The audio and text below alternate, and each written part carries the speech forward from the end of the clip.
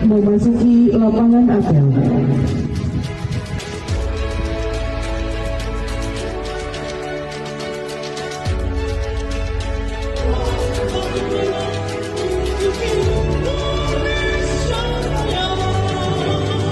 Dia tidak ada niat untuk apel, tidak mau dia hadir. Tapi ini sebuah karya yang dilakukan untuk melayani masyarakat sehingga hari ini sudah zero stunting menurut laporan dari Dinas Kesehatan. Tepuk tangan untuk beliau. Ada masyarakat kita yang tertimpa musibah, ada yang kebakaran, angin, bencana alam, longsor, lalu rumahnya tertimpa. Beberapa OPD itu harus hadir. Terkadang ijazahnya terbakar, KTP-nya terbakar, surat tanahnya terbakar.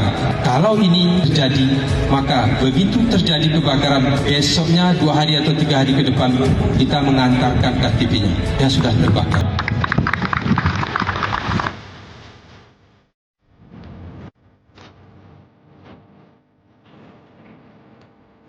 Kesehatan atas dedikasi dan pengabdian dalam memfasilitasi kesehatan wisatawan melalui program ambulans wisata sehat selama libur.